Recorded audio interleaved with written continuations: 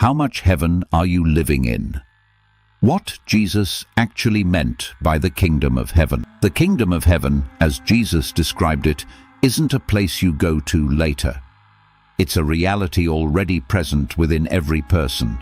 The kingdom of God is within you, as stated in Luke chapter 17, verse 21. But if it's already there, why doesn't everyone experience it? Why do some people seem to live in something like peace and clarity, while others live in anxiety, conflict and darkness, even within the same circumstances? The answer isn't that the kingdom is missing in some people and present in others. It's that access to it is blocked, and what blocks it is the little g God within you, the ego self built out of judgment, negativity, fear, and the compulsive need to be right, superior, or in control. That constructed self isn't evil exactly. It's just not the true self. It's a kind of static sitting between a person and the presence that's already within them.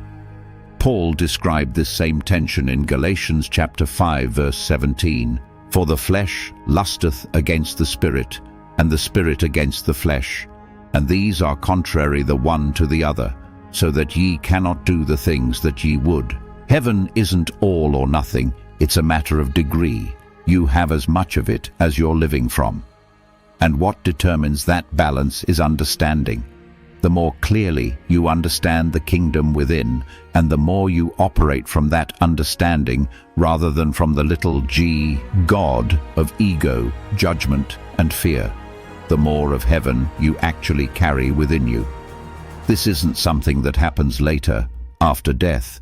It's the actual lived experience of the soul, available now, in proportion to how much of the kingdom you understand and release yourself into. Paul described this as a progressive unfolding, not a single event. In 2 Corinthians chapter 3, verse 18 states, But we all with open face, beholding as in a glass the glory of the Lord, are changed into the same image from glory to glory, even as by the Spirit of the Lord. And this is where it goes beyond the five senses. The five senses measure the material world, what can be seen, touched, acquired, defended.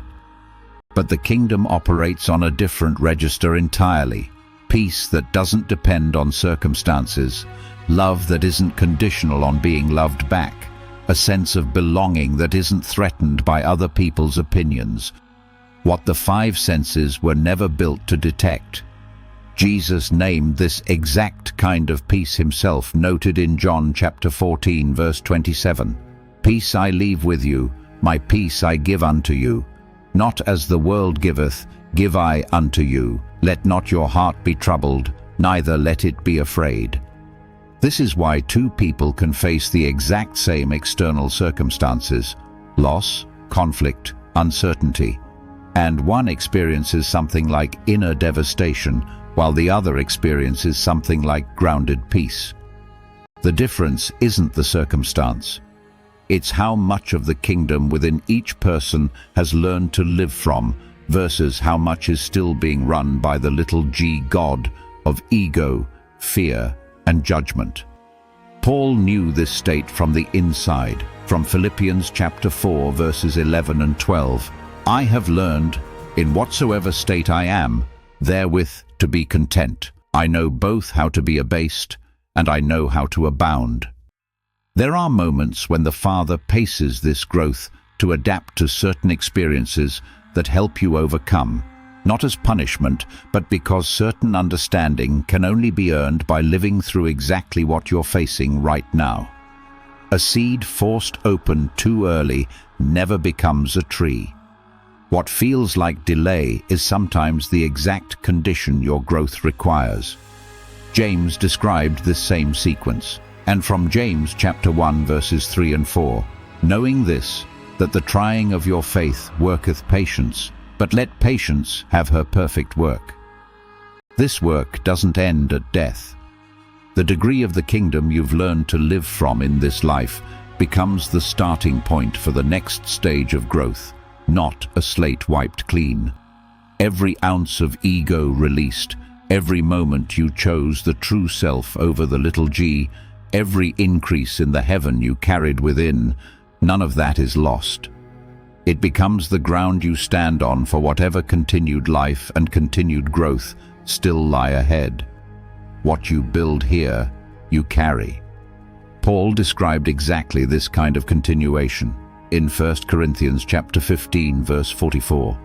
Your spiritual body is raised. It is sown a natural body. It is raised a spiritual body. Jesus himself modeled the far end of that spectrum. He faced betrayal, exhaustion, grief, and eventually torture and death, and never stopped operating from love. Not because the pain wasn't real, but because his access to the kingdom within was complete. That's the target, not the starting point. The invitation isn't to arrive there instantly.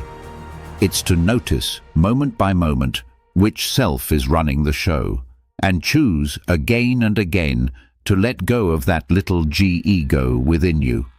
MJI LightWorker, www.stairwaytoheaven.org